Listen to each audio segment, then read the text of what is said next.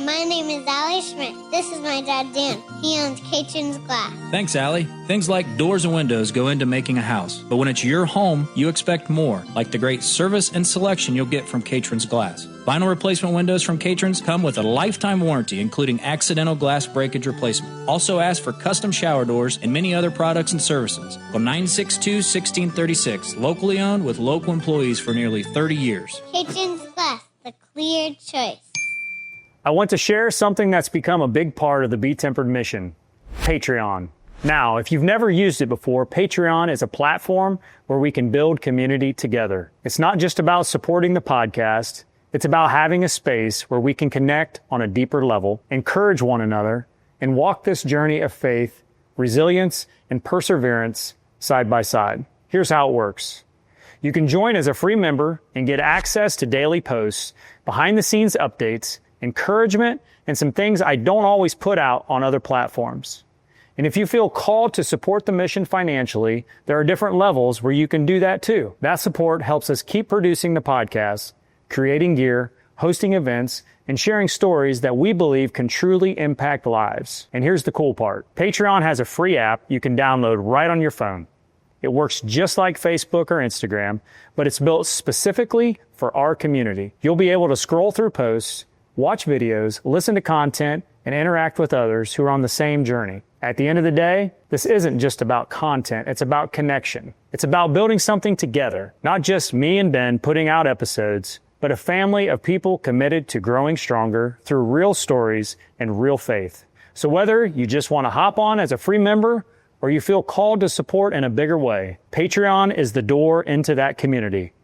Because at the heart of BeTempered has always been simple, real stories, raw truth, resilient faith, so that even one person out there that hears what they need to hear, and Patreon helps make that possible. Welcome to the BeTempered podcast, where we explore the art of finding balance in a chaotic world. Join us as we delve into insightful conversations, practical tips, and inspiring stories to help you navigate life's ups and downs with grace and resilience. We're your host, Dan Schmidt and Ben Spahr. Let's embark on a journey to live our best lives. This is BeTempered. God, thank you so much for today and just the little bit of warmth that we get today in the 20s rather than the negatives.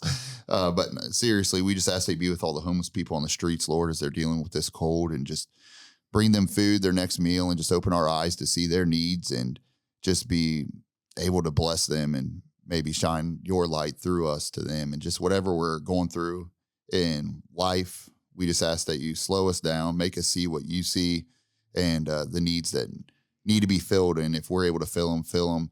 And if not, find ways that we can fill them, Lord. And I just ask that you bless this podcast and you just give us the words to say to glorify you through these testimonies that we share, Lord. And it's in your name we pray. Amen. Amen. What's up, everybody? Welcome to the BeTempered podcast, episode number 91, Dan. Good job, Ben. Hey, today's guest is Lisa Chandler, and her story is powerful. She's battled adversity, walked through hard seasons, and came out the other side, chasing God with everything she has. Lisa is a devoted follower of Christ, a mother, a wife, and a salon owner who lives out her faith loudly. This is a conversation about surrender, strength, and what happens when you stop running from God and start running towards Him.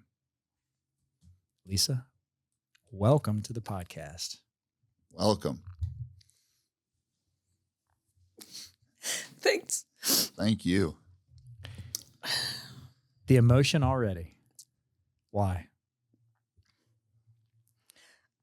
Because for people to really not know who I am and get it that close to my heart, I mean, you have to hear from God. Yeah. And then Ben's prayer about the homelessness. It's just a reminder that I'm where I'm supposed to be, doing what I'm doing. So. Yeah, I know your son pretty well. Played basketball with Josh. Yeah. And then my wife, she works with your daughter. Mm-hmm. So we know both your kids. And I know Lisa loves your daughter. And I love Josh to death. And they have giant hearts, and we know where they came from. So thank you. I'm glad to hear that. I hear that from people all the time, and I'm like, my kids? Yeah. That's my goal is Really? for one day people to, well, when my kids grow, that's my goal is hear the same thing. So Well, Josh talks about Jude all the time. He loves that kid. yeah, that's a plus. Yeah. So thank you. Thank you. Well, Lisa, you know how we like to start every podcast. Start from the beginning in childhood. So talk about what life was like for you growing up as a kid. Well, it's very complex, first of all. And I would like to start with saying, first of all, I love my mom and dad dearly. They've both passed in the last 3 years. My mom died 3 years ago, dad 2 years ago. And anything I say, I don't want it to be a bad reflection necessarily, but we grew up very chaotic. It was, so my mother had already had a son. My brother was 3 when my mom and dad married. My mom was pregnant with me when she married my dad. My mom was pregnant with Steve when she married his dad. So Steve came first, then me. So my mom had, had 2 marriages that I feel like were probably forced, because they were pregnant. When you're pregnant in the, 60s, I feel like, they want you better get married to that person. And so then, mom and dad had me and my little brother and, or my younger brother. And I don't remember a ton of stuff because, we were always outside playing and doing and whatever. And so, our life was just, total chaos in the sense that my mom and dad, we moved so often. I remember, from kindergarten to 8th grade, I went to school in Brookville, Ohio, West Alexandria, Ohio, Tennessee, in Morristown, Tennessee. We lived in Georgia. We lived in Florida. We lived in the Carolinas, then back to, Georgia, Tennessee, Ohio. Just constant move. And then when I got out of 8th grade, that summer, we moved to Perry, Georgia. I lived there for a year and a half. The middle of our sophomore year, we moved to Morristown, Tennessee. I was there a year. And then at the end of 1984, I was in a really bad car accident where the gentleman I was dating at the time, and I'll go back to that later, but the gentleman that I was dating at the time, we were taking a wintertime drive to see lights for Christmas, and we were going around a curve. It kind of went around and then down and back over, back that way. And I don't remember the wreck at all until about 2 years after the accident. I started putting the pieces of the accident back together, but we had went off of this, off of the road down into off of a hill down into an old dried up pond, and the car flipped 7 times. I got thrown out. Gary, I don't know what happened to him. I mean, he lived, but I don't remember his, what situation was for him. And I had suffered a traumatic brain injury where I was unconscious in the hospital for 3 days. And on the 3rd day, I woke up and was dismissed from the hospital. And a week later, we moved back to Ohio. And I went back to West Alexandria. And so then I graduated from there in 1986. So I lived there a year and a half. And then after that, Can I stop you for a second? Yeah. Why all the moves? Well, from what I remember, Dad, my mom didn't work. She would work restaurant, jobs, serving and waitressing and cooking. She was really good at that, very personable person. Dad he would work. And then, so my dad by trade was a auto body repair person, and he would rebuild antique cars. Very talented. One of the last freehand pinstripers around until he died. Never used, he freehand everything. He's an amazing artist. And so he would do that. And then he would try to open his own business. Like he would work for somebody and then try to open his own business. And then the business wouldn't work. So, he didn't know how to manage. My dad didn't know how to manage a business and home life financially. And so he would work and then try to have his own shop. He worked with my uncle who owned an auto body and a wrecker business, and then he would try to open his own. That didn't work, so he'd go back to painting and remodeling cars or rebuilding cars. And then he would do that for a little bit, and that wasn't bringing enough money in because, so like my dad, everybody's his friend. My dad had a lot of friends. And so when he would do a job on a car, you know, it would cost my dad, let's say $400 for the whole thing, which I'm using today's probably closer to different prices, but let's say it cost you $400. And as business people, we know, you know, you have to be able to make enough money to pay for that and to make enough money to pay yourself. Well, so multiple times, I remember my mom flipping her lid, like, you have to charge. You have to be able to pay your business and the house. We're losing, we're getting evicted, electricity's getting shut off, like all the things. And so then if that, like in West Alexandria, you know, everybody knows your business. So then you have to move to another town or another state. And he started working, like it was always the car thing, because that's just what he was really good at. So then at one point we moved to Georgia. The reason we moved to Georgia was because some friends owned a business where they would go into hotels and motels that were being built down along, you know, the coast of Florida and the Carolinas. And they would, the guy's name was Don. He had his own marble bathtub and like sink remodeling. Yeah. And so Dad went down to work with him. And so then Dad decides, oh, I know what I'm doing. I'll go open my own business. So then we open his own business, and lo and behold, here we are again. Can't manage that. Don't know how to pay. Never paid. He would order supplies and never pay the bill. I mean, so then, you know, that was Georgia, and then moved back to Ohio. So the moving constantly from place to place to place was two things: trying to run from all the debt you have and all the people you owe money to, and to just try to find your place. You know, he was trying to land somewhere and be successful. And it just never worked. Dad dropped out of school in 8th grade. He was the youngest of, I think, 6 kids. I was 10 when my grandfather died. And so, you know, Dad didn't have, I mean, my grandfather was out in and out all the time. So I don't feel like my dad had a good, you know, understanding of what it meant to, you know, take care of a family. And so just the moving was to try to. And how was that on you as a kid? That bouncing around school to school, home to home. Well, it's funny because early on, you know, it's like, oh, we're on another adventure. And I remember I'll say this, I remember a few years ago, it's probably been 10 to 12 years ago, I read the book, The Glass Castle. I don't know if you guys have heard of that book. Listen, I can't remember the name of the author, but that book, I sat in my recliner and read that book and cried through the entire book. It's a story of a woman who grew up a lot like myself.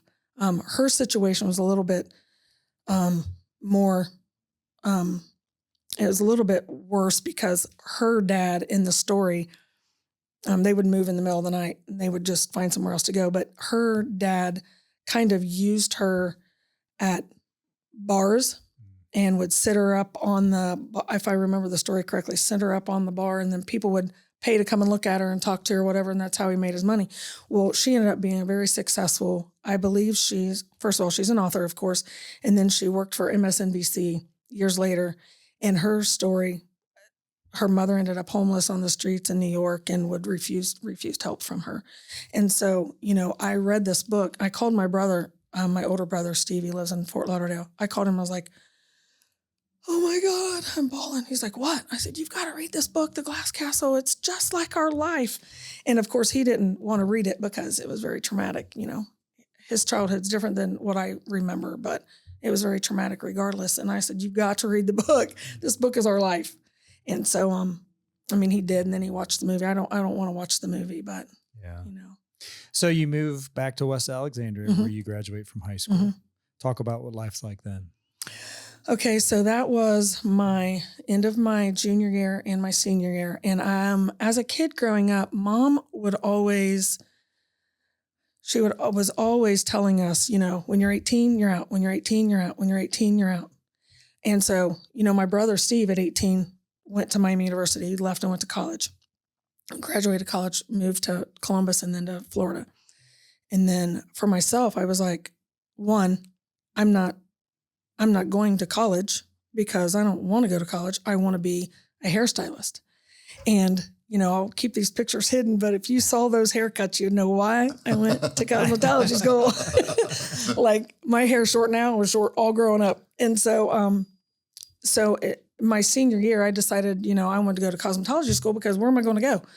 So I did do that. You have to have 1,500 hours to be finished, to graduate and get your licensing. At about 1,100, I was so angry. My mom had left my dad. My dad did not have a job at that time. I remember, because this would have been my brother's junior year going into his senior year, because he graduated in 88. My dad had a handgun, and he was waving his handgun around. And my little brother was standing next to him, and I'm standing over here looking. And my dad said, I just need to end my life. And he had said it so many times and never did, right? Now, this is going to sound really bad, but I said, dude, stop saying it and just do it if you're going to do it. Like, quit talking about it. I was so angry. Well, fortunately, he did not. He put the gun down and he was like, I don't know what I'm going to do. And I said, well, I don't know what you're going to do either, but we got to figure it out. And so that was the year my little brother enlisted in the Navy. And I decided, oh, I'll do that too, because at least I knew I would always have a place to live. I knew that I would, you know, not be hungry. I knew that, you know, I could figure it out. My dad had family. He ended up, you know, finding places to stay, and then ended up living with my aunt until he died. But, you know, I mean, I was so angry. Like at 18, where am I going to go, Mom? She divorced Dad and ends up, you know, she had a great job, ended up getting a really good job, ended up in her own apartment, being able to take care of herself. And she had went to school for travel agency. And so she was able to do that. So, you know, she left and was successful in her own right that way. But for us, I was like, I'm going to the Navy. It's, you know, I'm not going to be around here. So I dropped out of cosmetology school. But in cosmetology school, we had a project. We had to design our own salon. That was the last thing I did before I left. And you had to design your own salon. You had to name your own salon. And so I remember being super excited about this, but I thought, I'm never going to own my own business. Like, I'm just going to do this. And the name of the salon at the time was Off the Top Salon. And so I remember putting that away and, you know, deciding, okay, sorry, I got to drop out. I'm going to go to the Navy, and I'll, you know, figure that out later. I didn't think I was ever going to go back and finish school. So you went into the Navy. I went to the Navy. Talk about that. Well, I went into the Navy because, you know, I had nowhere else to go. But that was in 88, went to boot camp in Orlando, Florida. Super hot in the summer. I don't recommend that. Actually, that base is now closed. It's no longer operational, but went to the Navy, left boot camp, went to technical school in Rantoul, Illinois, which is near the University of Illinois. It was anyway, Rantoul, Illinois, whatever the Air Force Base was. That's where my tech school was, and I knew I wanted to. I've always been fascinated with, you know, the creation of God, and so I thought, oh, I want to do weather. I'll be a meteorologist. And so I chose the meteorology route. That's why, you know, my Facebook, your favorite meteorologist, that's where that came from. But I ended up being in the school there for a meteorology. I met a young man by the name of Rick St. Germain. We were in tech school together, decided to start dating. I ended up pregnant, and the promise of we will get married as soon as we get done with technical school. And about 2 months into my pregnancy, Rick decides, I don't want to be married and I don't want to be a dad. And I was like, well, you're going to be one of those things. I mean, I'm not getting rid of this baby. And so he was like, well, I'm not going to be around. And that was not the start of my inner anger and shame kind of thing, but it perpetuated the shame that I'd already experienced as a young girl from, some things. I think we talked about that, but I was like, I don't know what I'm going to do. I had already, when he said we were going to get married, we had already gone to the commander and let them know. And the advice was, well, since you're not married, because he was going to Italy and I was supposed to be going to the DC area for a top secret data bank. And he said, if you are going to stay together, you have to get out of the service and then he'll have to fly you to Italy. And I had already started that process, so I couldn't undo that process of my discharge, my medical discharge. And so I ended up getting the discharge. He had left and went to Southern Indiana to stay with a friend that was in the service with us, in school with us up there. And I had to stay another month. I think you have to wait for your discharge to go through. So I was 5 months pregnant, something like that by the time I was leaving. And he had asked me to come and see him in Illinois. And he wanted to talk about, getting married and the pregnancy and all that. And so as I travel down to Southern Indiana, I'm thinking, this is going to be my life. And I get to where he's staying and he opens the door to a young lady in the room with him with a child, an infant. And I was like, what's this? And this was his new girlfriend and he was going to marry her and that baby was not his, but it was, And so I'm like, I was devastated. So I'm thinking I'm coming here to have this relationship with this, my daughter's going to be with her, her dad's going to be available.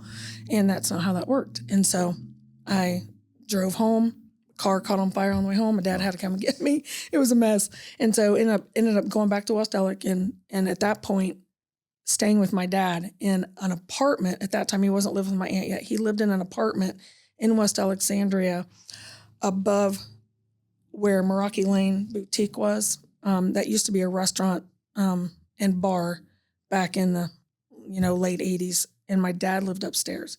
So when I came back, I lived up there with him for a few months. And then from there it went to can't stay here any longer. My dad was a heavy smoker and I could not live in that. And so I decided, my mom said, you can come and stay with me for a few months. So she lived in Miamisburg at the time. I went to stay with her for a few months. And then we butted heads. And so I decided, I had Jessica by that time. I had already birthed her. She was a couple months old when I was living with my mom.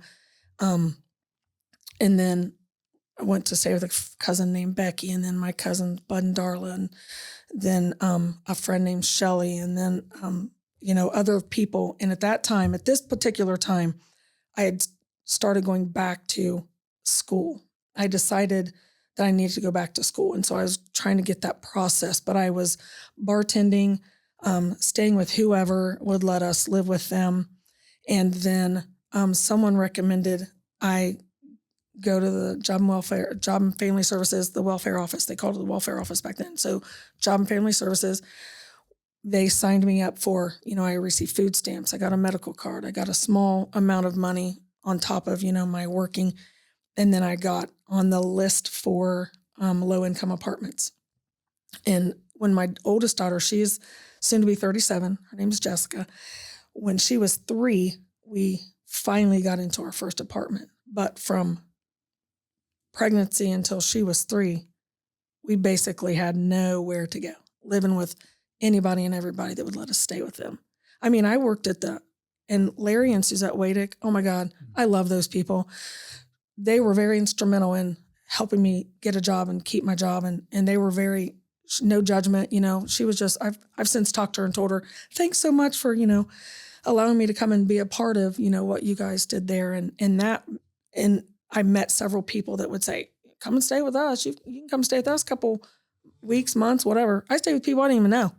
Me and my daughter and I stayed with people we did not even know because of just the, kindness of the stranger. Was there ever a time where you didn't have a place to stay?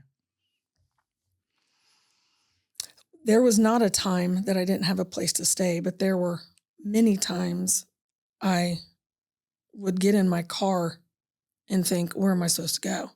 Because I remember one friend, she ended up becoming an addict. And then thank God, right before she died, she got clean. But I'd stayed with her for a little while. And at that point, when she said, you're done, you got to go, I had nowhere to go. So there was one or two times in between that I really thought, oh my God, I don't know what I want to do. And then, cell phones weren't a thing back then. So I remember seeing a cousin out, and I was telling her that this friend told me I had to leave, and she invited my daughter and I to come and stay with them. And I stayed with her for several months and helped, and, but never actually sleeping in my car kind of thing. But it was really close to worrying about, oh my God. And I was not going to go back to my mom and dad's. I was very determined. I had so much anger and frustration, I was like, I'm not going back there. Where were you at mentally this whole time? Just fighting for life? Just trying to survive the day? Fighting for life. That's a good one. Yeah. And constantly retreating into that shame and guilt of, I grew up in the Pentecostal church, and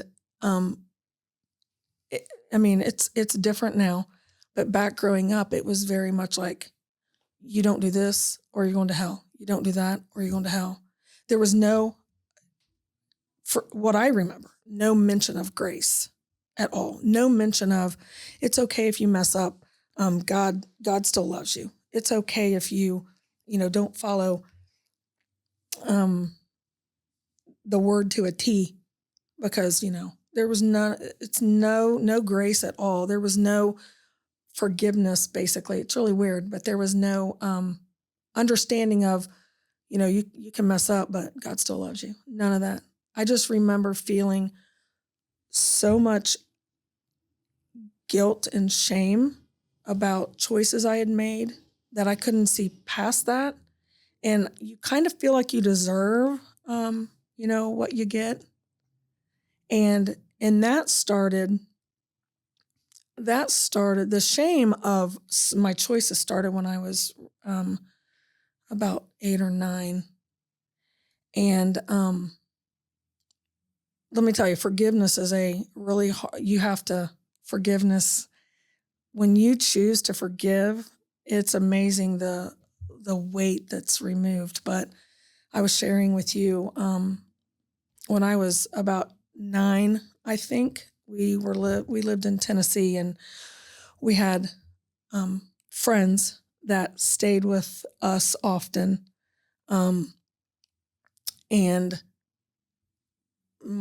So growing up, we always had family stay with us. So cousins, I remember Tennessee, Georgia, we had cousins come and stay with us that, were coming to work with my dad or whatever. And in this particular time, I was about 9 years old, and we were living in Tennessee, and some friends were staying with us. And one of the older girls said, we were sleeping in the basement. My brother Steve would always have these little, he would direct these plays and musicals. He's super musical anyway, but all these things, he was always recording everything. And so we were all sleeping in the basement. And I remember this young lady said, you know, I want to play a game. We play this, my sisters and I play this game all the time. And I was like, oh, game? What kind of game? And so we're in bed, we're sleeping all on the floor. And all of a sudden I feel somebody touching me inappropriately. And I was like, I froze because I'm like, what are you doing? In my head, I knew that was not that you don't do that. Growing up in the church, I remember at 5 years old being at the altar praying, like just praying, just praying. I loved Jesus from a very young age. And I'm thankful for my mother who took us. My dad never came, but my mom would always take us to church. So I knew that I loved Jesus. I loved Jesus. I wanted to be pure before him. I didn't want to mess up because, I didn't want to go to hell. And so then when this happened, I lived with this shame for years of, I'm unclean, I'm not pure anymore. What's going to happen? And then as I grew older, the enemy is very good at deception. The enemy is good at the lies. He as a kid, you see the commercials or the cartoons with, demon or Satan and an angel. And that's just what I think of, because I would listen to these, you're unworthy, you're not good enough. This is who you are. I went through a period where I looked like a boy a lot of times. Oh, I can show you like, oh. And so, I didn't want any attention because I was so ashamed of thinking I allowed this thing to happen to me as a young girl. And then as a teenager, I always wanted attention, but not at the same time. Like in the summertime, I'd wear sweatshirts and shorts because I developed very quickly and I didn't want anybody looking.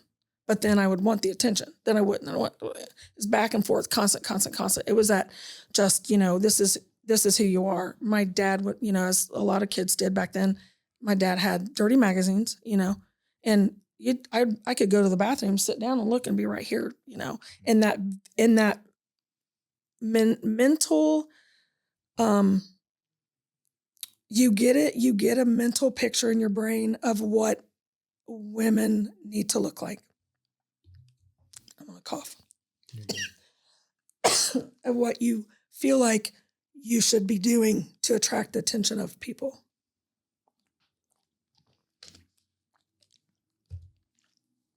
Thank you. And so I had that, like, this is what I have to do. I have to get the attention of men, however you need to get it, right? And so on top of the shame of what I had experienced when I was that young, and then I had kind of buried that. And then family members died in a fire. And I thought, well, why did my cousins die in a fire and I'm still here, because it was a situation with, several people. And so anyway, back to what I was trying to get on track. Sorry. I grew up with this is how you have to portray yourself to get attention. And so it just grew from there. The shame and, the shame and the guilt of what I had done was always there. So you're essentially homeless, even though you've got a place to stay with a young daughter. And you mentioned when she was 3, you were able to get housing. So pick it up from there and what life's like there when you actually get a place to stay. So we moved into our first apartment in Eaton. It was at the time called Eaton Terrace Apartments, right on Eaton Lewisburg Road. And we moved in with blankets and a pillow and our clothes. That was it. And I thought, thank you, Jesus. At that time, I knew that, God had opened this door for us. I was still not in church again because I had left when I was about 16. Essentially after the car accident, I had kind of quit going to church. And then I was 24 at the time and when we got this apartment, and I just couldn't believe, like, oh my God, we got this place, we can stay, we're finally safe, we're, not gonna be on the street anymore. And from that moment on, like I remember within the first 3 to 6 months, we had ended up with a furnished apartment. Like people would just give us stuff and bring us stuff and take, make sure we had table and chair and beds and couch and all the stuff. So from that moment when I realized, I have this apartment, I was like, thank God I'm never going to be homeless again, and then lived there. That was when Jessica was 5. So we'd lived there about 2 years. This church, the Eaton Baptist Church, would come around there. They were at the corner of Maple and Across Lexington. from the Little League Park. Yes. Right? Yeah. Pastor Hill. That man was amazing. At that time, they had a church bus that would come around, and they would come into our apartment complex. And Jessica would say to me, Mommy, I want to get on that bus and go to church with those kids, because she knew some of the kids in the neighborhood, like in the apartment complex, that got on that little church bus and went to church. So I remember sending her a couple Sundays, and I was petrified. One, because of what happened to me as a young girl. I was like, I don't want anybody around my kids. Like, nobody's allowed to come here. You're not allowed to go anywhere. I was super control freak about that. Like, I didn't want to run the risk of somebody touching my kid inappropriately, and having to deal with that. And so finally, I decided to let her get on this bus and go to church. And it was a couple months, maybe a couple weeks, I don't know, a couple weeks to a month. I was standing watching her get on the bus, and I heard, for the first time in a long time, I heard the Lord speak to me. And he said, because I remember saying, I just want I want to raise my daughter in church. And I remember looking out the window, watching her get on the bus, and God said, how are you going to raise her in church if you're not in church? And I was like, well, I don't want to go to a Baptist church. I was only raised Pentecostal. I have to go to a Pentecostal church, And my grandmother, my dad's mom, went to the Eaton Church of God at the time on 35, out by Case Tractor, where the Ungers farm. Yeah. And so I remember going to church at the Baptist church with her for a few months, and then deciding, okay, I'm used to clapping and amening, and this is so quiet. I've got to do something. And I felt like God was like, I want you to go back to the church you went to as a kid. And so we started going back to the Eaton Church of God. And that was where we stayed until last year. And so we were there for, 30 plus years. And, but I remember hearing that voice, and I thought, oh, that's what God's voice sounds like, because I had knew it as a kid, but, through circumstances and all the, trauma, I don't use that word lightly either, but all the trauma as a kid, I was so thankful to hear that. And then, decided to go, and that's where we went. That's where I went until last year. So you mentioned forgiveness. Mm-hmm. Talk about when or if you did forgive maybe yourself, maybe your cousin or whoever that was, that the situation, whatever had happened, whoever that was, because I don't think you find healing until you forgive, right? Correct. Can you talk about that? Mm-hmm. So first of all, I'm going to be 58 this summer, and it has taken a long time to understand the growing up, how I grew up, and with Mom dying 3 years ago. This was our 4th Christmas without her. She died early December 3 years ago. And shortly after my mom passed, I was sitting on our back patio, and I was so angry, and I kind of was just praying, and I asked the Lord, like, why so much anger? Like, why so much anger? And I was talking about my mom, why so much anger? And because the last, I'll get to the forgiveness, but I have to understand why there was why I couldn't forgive. And so for the last, I don't know, 15, 20 years, 30 years, probably, because I'm 50 since I was 18. So, 40 years, I was just like not understanding the anger that I dealt with from my mother, anger at my mom, anger at my dad. And I remember sitting back there on the patio and I said, I don't understand. And God said, you thought you needed to absorb who your mom was. Like, God was showing me that I had taken on this role of Nancy, because I thought I that's what I needed to do. Like, it's who I was. Like, my identity was in who my mom was. And I said, but there's so much anger. And God said, yes, but I didn't give that to you. You know, he said, I didn't create that for you.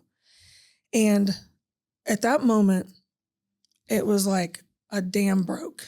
And I just saw this flash before my eyes, my whole life of living with this.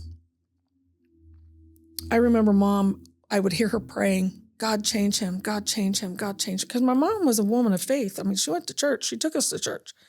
But there was always a reason we left the church. We left a church. We were always leaving a church because they said something she didn't like. Well, I really agree with a lot of the reasons why we left. You know, can't have short hair, you're going to hell.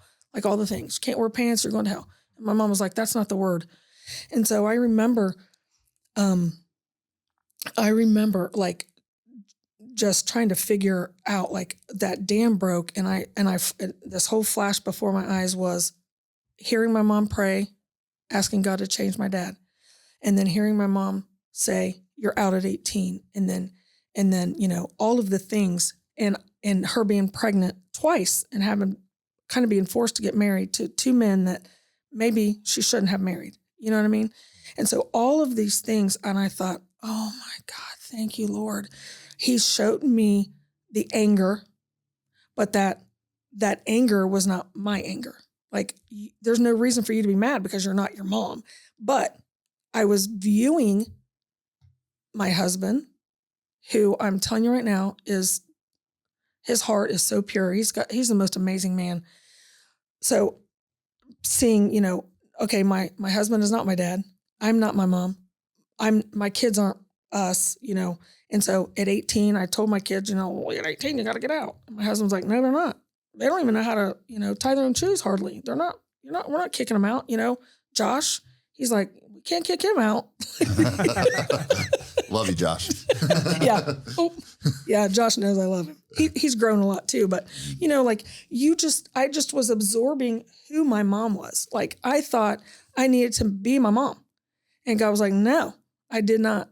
You're not your mom. I didn't create you to be your mom.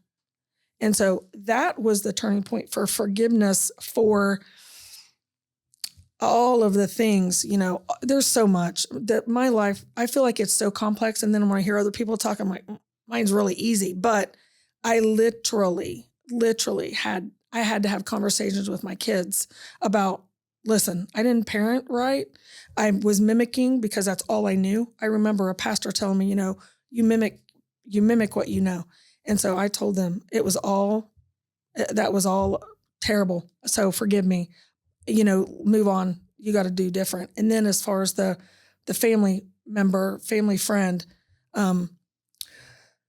that just happened recently. The forgiveness was just recently, but I will tell you, when you experience that feeling of truly forgiving someone, you can't escape that feeling. It was like all of a sudden a light went off, like, you know, the dark went off and the light came on. And I remember asking the Lord, like, I don't understand why I'm still holding on to this event that created so much shame in me, that created me, you know, I mean, I got pregnant and wasn't married to the dad. You know, I've not dated a lot, but I've had some boyfriends, you know, that just didn't treat me well. And so then it's like, you know, why am I holding on to this one thing? You know, this person was the same age I was. Why am I holding on to this like this was an adult that did that? You know what I mean? Like, which I'm not negating anything. I'm just saying, like, what is the anger about? And recently the Holy Spirit just said, you know what, Lisa, you as a child, you came to me with such purity, and you loved me and you wanted me to use you, but you have created this thought that because of what happened, I'm blaming this person for the shamefulness. And God said, I don't see that. He was basically saying, you created I don't want to say he said you created this divide between us, but it was like you're holding on to, feeling like because you were violated that I turned off my love or I withheld my, we use the word anointing in the Pentecostal church, this calling on your life. And, you think that I am not, you're incapable of being used, but that's not true. And so I had created this thought in my head that I'm damaged goods. God cannot use me. I need to suffer the consequences of this thing that happened when I was a kid. And finally, when the Lord said that to me, I was just like, oh my Lord. And I just said, Lord, I forgive myself, for assuming you, of all people, God, the creator of the universe, would disown me with something. So I don't want to use the word simplistic or whatever, but something that I don't even know what the word is, but just, he's like, you've kept that thought in there and it's not from me. So how'd that feel?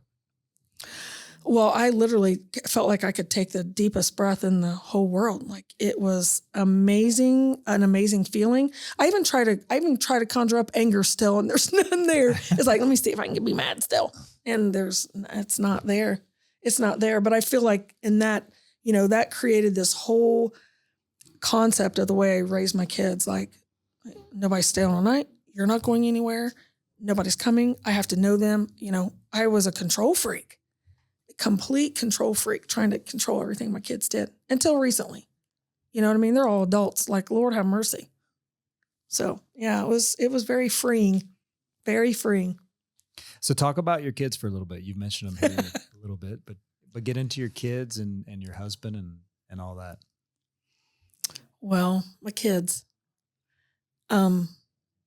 it's been chaotic. My oldest daughter and I, and again, not trying to, not negative. I don't want to speak negative to anybody, but we butted heads for a long time.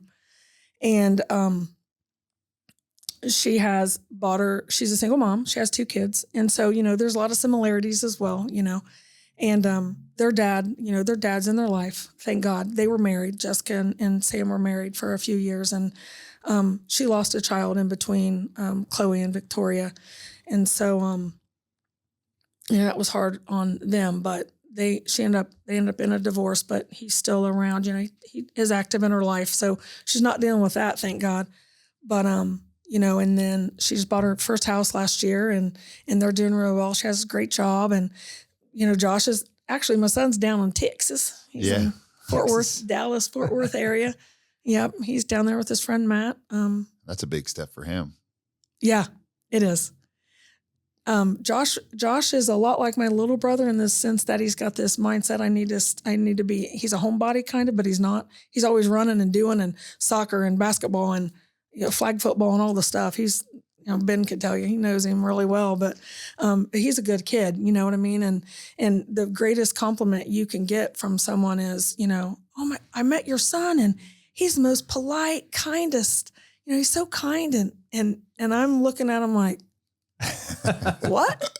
Because at home, my kids aren't, they're not like that. And so, but I remember when I first started working in Oxford, in a salon down there, this lady, the psychologist, I remember her telling me, I was talking about all this. Like every time you turn around, somebody saying, oh, I met your son or I met your daughter and they're so nice. And I'm thinking, I don't know who you met because I don't see that all the time. But I remember her telling me, and this stuck with me. She said, if your home has to be a safe place. They have to be able to, be themselves and let loose if, they're mad or angry or, sad or whatever, just let them be. But if they're out in public and they're respectful, then you've done a good job. And I thought, oh, wow, that makes me feel so much better, and my kids are pretty respectful. They have, people like them, but yeah. And then Juliana is our youngest. She's paraprofessional at East Elementary, works with kids with disabilities. She knows Lisa and she loves her job. I'm telling you, all of her growing up, like her in high school, she had 2 friends and both of those friends had brothers that were autistic, and she absolutely just were drawn to them. She loves them. Yeah. They're good. My kids are good. They're all good. And how many of them got baptized this past, was it fall? Yeah. All of them. And my granddaughters. Yes. Yeah.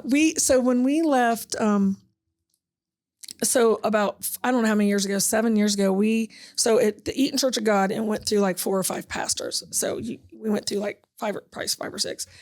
And the 2 that were the most instrumental in my husband and I are mindset shifting. So when I say your mindset shifting, I'm talking grew up very religious, follow all the rules, do all these things. You're earning your place in heaven. You're earning your faith. You're earning, God's love. You're earning. Everything is about, doing what you got to do right. And we can mess up. It's okay if you mess up. So, Pastor Brian and Sabrina Harry moved over here from Zanesville, and they started pastoring our church. And at first let me tell you, it's very hard to go from, this religion to freedom. And they brought to our church the mindset of, your identity rests in who God says you are. And I remember Sabrina asking us one time, she wanted us to go home and write a list of who God says we are. And I was like, oh, I'm a child of the King. I'm a daughter. I'm blessed. I'm highly favored, like all these things, right? And we go back and everybody's sharing, and she kind of started laughing because, that's your typical, and then at that point it was like, okay, well, so we're going to do this Bible study. And we started a Bible study on like your identity, who God says you are according to scripture. And it's, Old Testament, New Testament. There was always a parallel, always bringing the Old Testament, New Testament together to talk about who you are in Christ. And it was, I was raised, if you sin, you got to get resaved again. I remember when I first started going back to church at the Eaton Church of God, now I'm going to tell myself, okay? I'm not really this, anyway, I'm going to tell myself. I would go to church, then I would go back to my apartment, and whether Jessica was there or not, sometimes she would be with her. She didn't go to her dad's very often, but she would go to her grandmother's, her dad's mom's often. And I would go home, and then I would smoke a joint because I kind of got, that's what everybody did back then. They went out and partied, we'd smoke joints. So I would do that. And then I would go back to church the next Sunday and get resaved, and then go home, smoke a joint, and then go back to yo, like every other, for about a month, 2 months probably. And again, I'm at the altar and I'm praying, and I hear Jesus say, just stop already. And I'm like, but I have to get saved again. And he's like, no, you don't. I really had this dialogue at the altar. He's like, no, you are already saved. And I was like, okay, but I don't know what to do. And God was just like, you're already saved. I died for you. You're already saved. And so I had left church that day. And then that next weekend, somebody I used to date, I was at Fort St. Clair Park, and he pulls in there and he's like, hey, you want to go ride for lunch? And I was like, yeah. And I knew he was going to have a joint, right? So I'm, get high again. And then he drops me back off at the park, and I'm laying reading a book. And my mom had just called me, like, I don't know how long, like an hour before, or had just told me, she had told me the story at home that some serial killer was killing girls in state parks. Okay. So I'm out here laying on this blanket. Literally, I'm out here, and this is in my head. I'm out here laying on this blanket, reading a book, and I'm higher than a kite. And I just started, I'm freaking out. Like I'm this, somebody's coming out of the woods and they're going to kill me. That's how I was a mess. And I remember putting that book down. And again, remember, I was just in church the week before and heard God say, you're already saved. So I put the book down and I got my eyes closed, freaking out, thinking somebody's going to come out of the woods. And I heard God speak to me and he said, look up. And I was like, look up. I literally said that, look up. He said, look up. And I looked up and there was the sun, dead center of these clouds that had formed a circle around the sun, and they all looked like angels. Now, my son Josh would say, Mom, you smoked some really bad stuff. I was like, no, I didn't. I know what I saw. They were like angel wings. Each angel wing touched. And God spoke to me and said, say no to it, and you'll never want it again. And that day I was like, I'm saying no. And I never had a desire for it again. Never wanted to smoke again. None of that. It was completely gone. And that was that was 35 years ago, whatever. Jessica was already born, however many years ago. And I've never wanted it since. Never had a desire for it.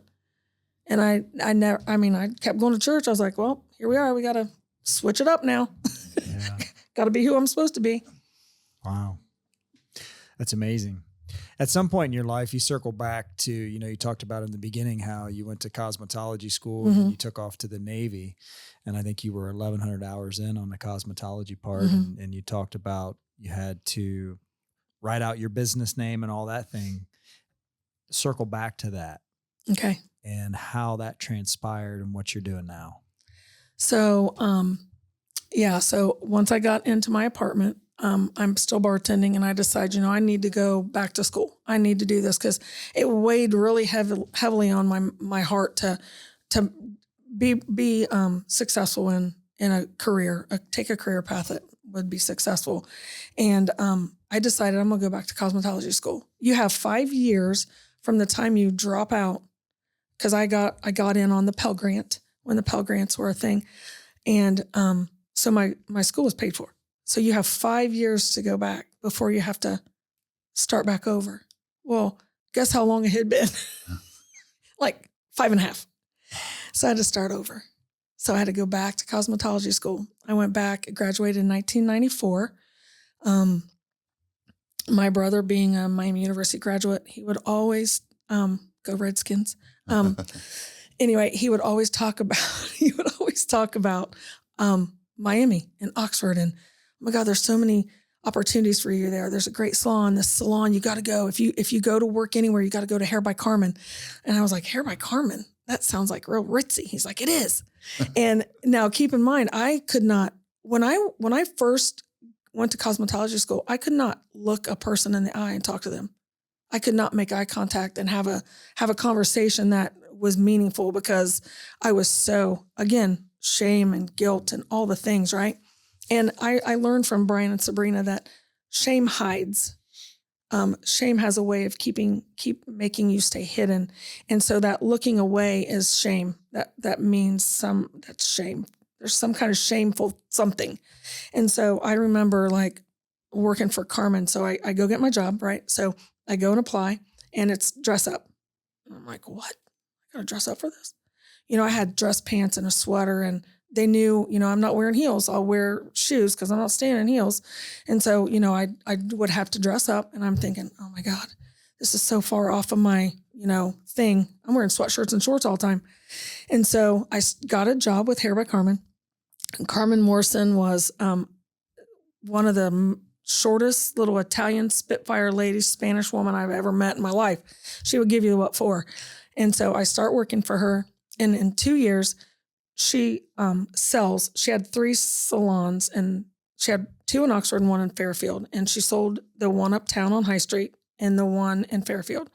And I decided I wanted to stay working for the lady I assisted. I assisted for 2 years, shampooed, blow dried, mixed color, helped with perms, do all the things other than actually physically cut hair or apply highlighting or color or whatever. I did everything else. Ben and I would know nothing about that. Yeah. I know, God love, I'm sorry.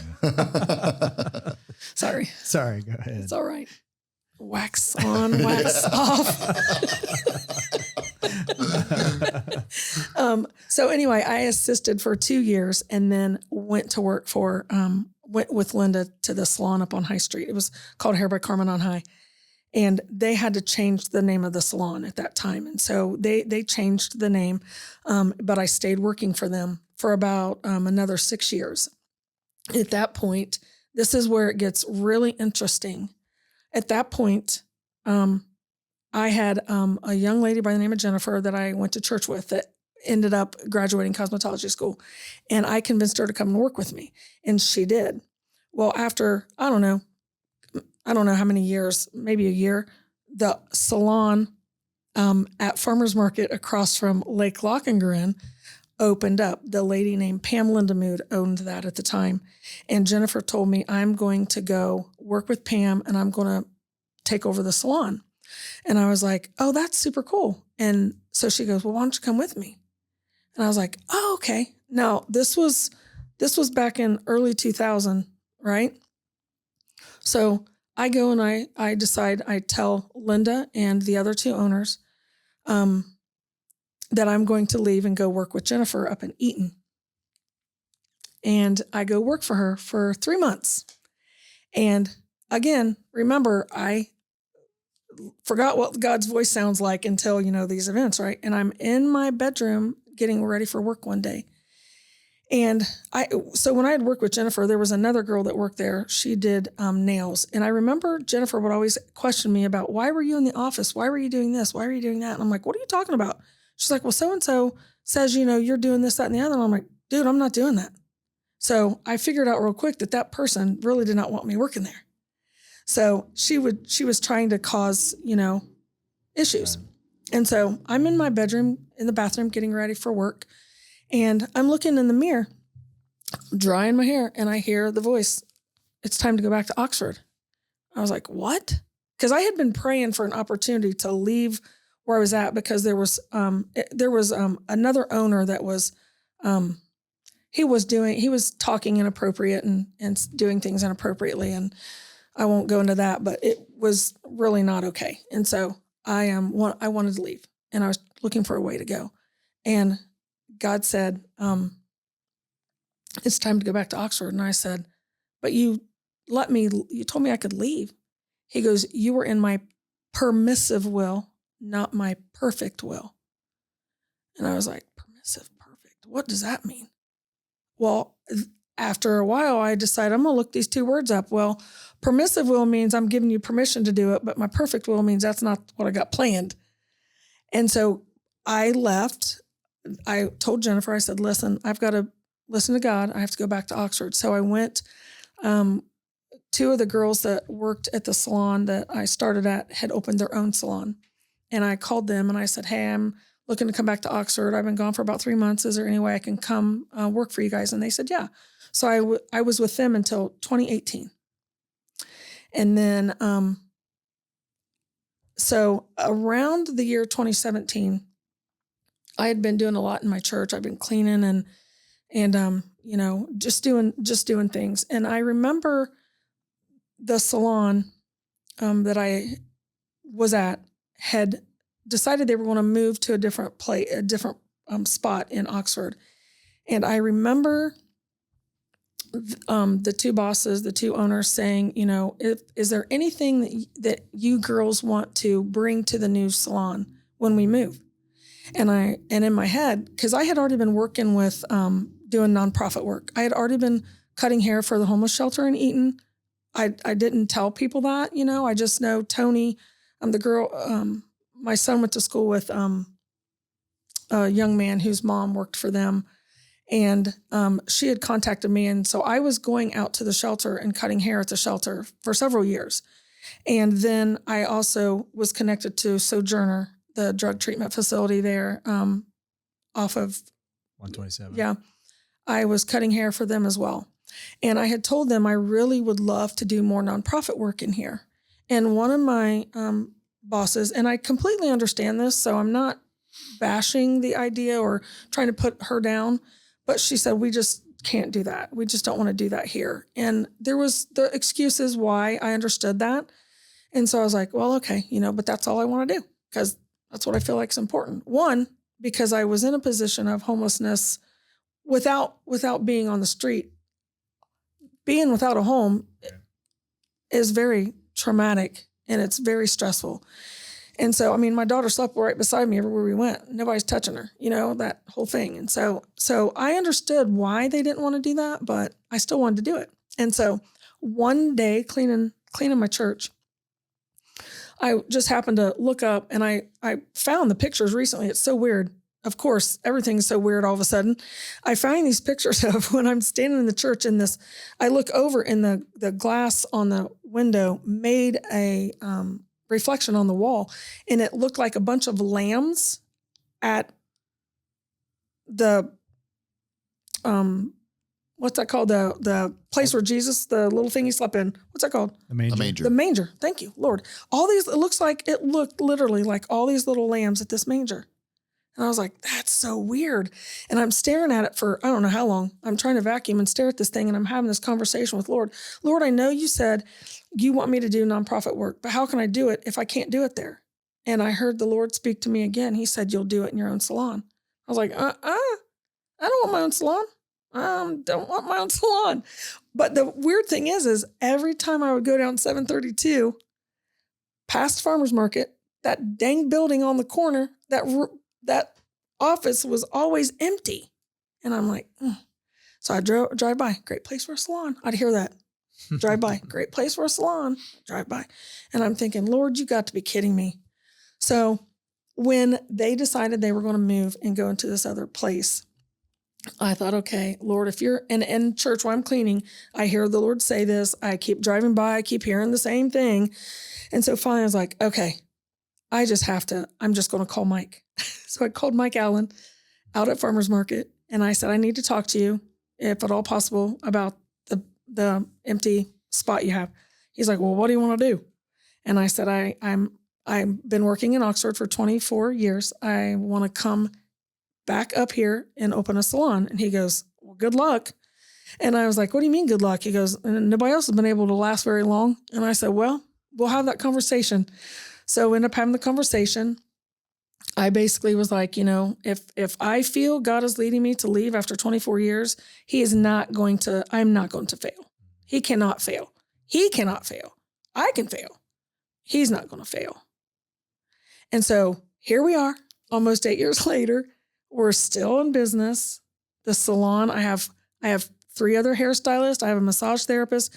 And not only does my youngest daughter work at the elementary school, she also is our nail tech. And she only works 2 days a week because it's a lot. So she works Tuesday evenings and Thursday evenings. But, praise the Lord. Here we are. That's amazing. And it's called Off the Top Salon. There you go. I know. When I was thinking of names, that name just kept coming to me. And I thought, what in the world? And I remember I had my old cosmetology book, and I'm sure Mandy probably has one somewhere back in the day. That piece of paper with the salon, the way it was put out in the name, Off the Top Salon. Right before you went to the Navy, right? Yeah. That's pretty cool. What you got? No, this morning, I was watching Judah Smith. I don't know if either one of you guys know who that is. It's one of the ones when I talk about podcasts at the beginning when Dan and I started it. That's one that I usually always listen to. He's kind of an out there guy, but I really enjoy listening to him. But he was talking about Barabbas and about being up there and how kind of the same thing you're talking about carrying the shame and how sometimes we all carry that shame and you feel like, you just can't earn it. You can't earn it. You can't earn it. And then he talked about, when Jesus was up there right next to Barabbas and they're picking out which one we're going to crucify, and obviously the easy choice up there reading the Bible and everything. Okay. We got, all the crimes that Barabbas did, theft, all these things. Mm-hmm. And then you got Jesus, who they said, blasphemy is what they said. And, Jesus sat up there silent and let, Barabbas go. I mean, he didn't say anything, didn't say, I'm hurt, nothing. Just let him go. And that was basically him taking our shame, right? Everything that he didn't say anything to him. He just walked away. But that was Jesus taking like our shame. Like, Yeah. you know, you don't need it. Same thing on the cross, right? The one guy's like, well, if you're really Son of God, get down. He didn't want to get down. Like, he's up there for us. Yeah. And then the one that's like, who are you talking to? You know, that's G. And, you know, you'll see me in heaven here when we pass. And it's just, whenever I hear the shame, and that's one of the things that I feel like people struggle with church, is they feel like they can't go to church. Like, I'm not there yet. Like, I'm not to that place, you know, over my addiction, over whatever I'm battling, over the shame, over the guilt. Like, I'm not there to be able to walk inside a church. And that's where I feel like church, no matter what denomination you are, we got to get better at being like, yeah, well, guess what? You're not going to get to that place unless you go into church, you know? That's how a lot of people get out of it. And you hear story after story after story of, you know, I went into church broken, was loved on. And then you start having the relationship with Christ. You're starting to get into scripture. And then that's when all the things happen. So I think churches as a whole have, I remember thinking with the thing with my mom, like, you know, you're only doing the thing that you know to do. So you react the way everyone else reacts. And I think part of mine was part of the, I've actually had 3 traumatic brain injuries. And so I think that you kind of just develop this pattern of behavior because you don't really know anything else. But as far as churches, I think we as a whole, church as a whole, there's so many things we've gotten wrong. I think the one thing God asks, he says, to love one another. If you have love for one another, you'll be known as my disciples. And love also, it says, covers a multitude of sins. And so I think for us as the church, we have to do a better job of loving the people around us. And it doesn't matter, you know, if they're homeless, if they're addicted. I had a lot of frustration with myself with the drug house that we lived next to also, because I would call the police every 5 minutes. I mean, I remember walking out with my shotgun one day, like, because these 2 dudes right here are fighting and my kids are trying to sleep and, you know, we could never open the windows. And so then I had the guilt and the shame of, you know, man, I could have done better. Lord, forgive me, because I wasn't more like you, but I didn't know. Even growing up in the church, I didn't know that I needed to be more like him. I didn't know what that looked like because we just didn't know. You're not taught, you know, and the fruits of the Spirit are who God is. And so I've learned, you know, who I need to be because of what the fruits of the Spirit say. Trust me, I keep working on it every day. But yeah, and in the Bible too. It's funny because Joby actually talked about that on one of them that I was listening to, but he talks about where we're all given these gifts. And a lot of times in the Bible, like they talk about the gifts and the gifts and the gifts. And I wish I could remember exactly where it was in the Bible, but they talked about the different gifts there are. And then it was said like, but without love, like those gifts don't matter. Galatians. Yeah, it is in Galatians. Yep. Thank you. Yep. Yeah. Galatians chapter 5. Yeah. Yeah. You're just a tinkling, sounding brass. But if you, with all that, if you don't have love, yep, doesn't matter. You did good. Thanks. Got the last question for you. You ready? Uh-oh. If you could sit on a park bench and have a conversation with someone living or deceased, who would it be and why? My mom. It'd be my mom. I would tell her that I get it. I understand. And know that I love her. I watched her die. It was really hard. I watched her take her last breath. But I think I would sit with my mom. I've thought about this in a long time because I watch all your podcasts. So I knew that question was probably coming. It'd be my mom. I just tell her how much I love her and I understand. Yep. It's pretty awesome. Thanks. Is there anything we should have asked you? Anything else you'd like to share? No. You can exhale now. Yeah. No, you did. It wasn't great. as bad as I thought it was going to be. Usually once we get in here and we start talking and loosen up a little bit, it's the anticipation before, right? Yeah. I mean, that's the, everybody that comes in here, they're always worked up and bring notes, and you're the first one I think that's brought photos. Yeah. Listen, I'll show you the picture. You don't have to, look at that. That's atrocious. That's you? Yes. That was the look back then. Listen, Look at that. this is why Lisa Chandler is a hairstylist. My cousin cut my hair a lot. So that terrible. brings up a point. If Yeah. people want to get in touch with you, if people like me who have a ton of hair need a haircut, We have wax for that. how can they find you? How can they get a hold of you? Well, Or are you accepting new clientele? the salon is accepting new clientele. I am pretty busy. Okay. I'm pretty busy, but Krista or Maddie, beautiful, beautiful people. I love my girls. They do take new clients. Okay. Yeah, but Off the Top Salon across from Lake Lock and Grand and Eaton. There we go. Yep. That's awesome. Any chance you'll start a place with her implants that's called On the Top or anything? I know. You know what's so funny? People will come in and I'll be like, well, what are we doing today? I just want a little off the top. And then they look at me like, like, that's so funny. I'm like, that's pretty Always catchy. a comedian. Yeah. Yeah. I'm not starting an implant business. Nope. No. All right. Some official BeTempered business.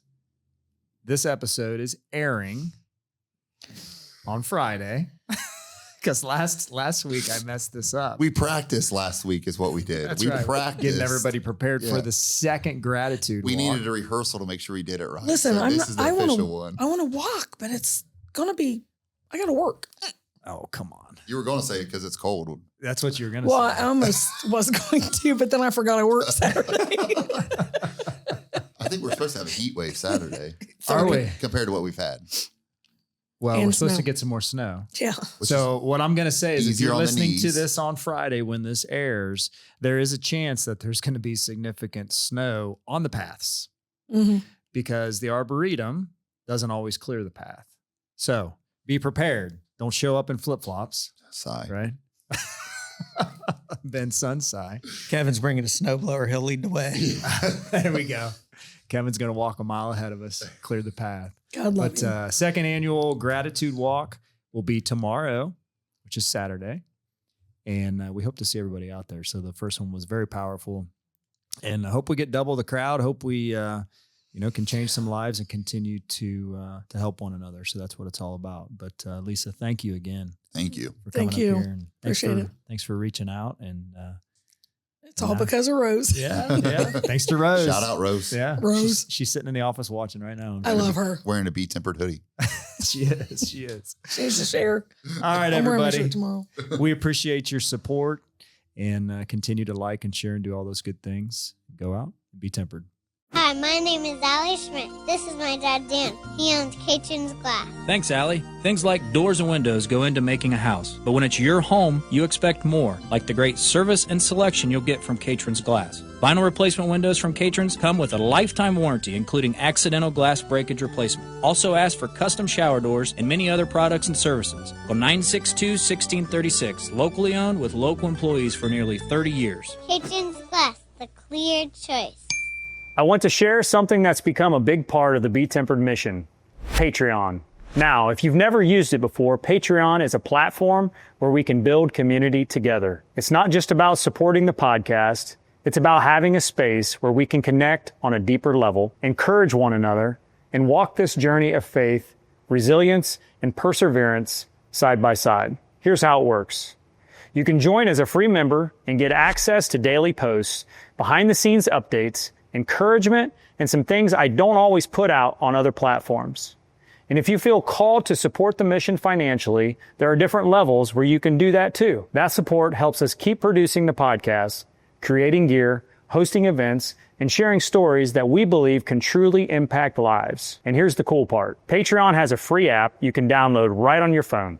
It works just like Facebook or Instagram, but it's built specifically for our community. You'll be able to scroll through posts, watch videos, listen to content, and interact with others who are on the same journey. At the end of the day, this isn't just about content, it's about connection. It's about building something together, not just me and Ben putting out episodes, but a family of people committed to growing stronger through real stories and real faith. So whether you just want to hop on as a free member or you feel called to support in a bigger way, Patreon is the door into that community.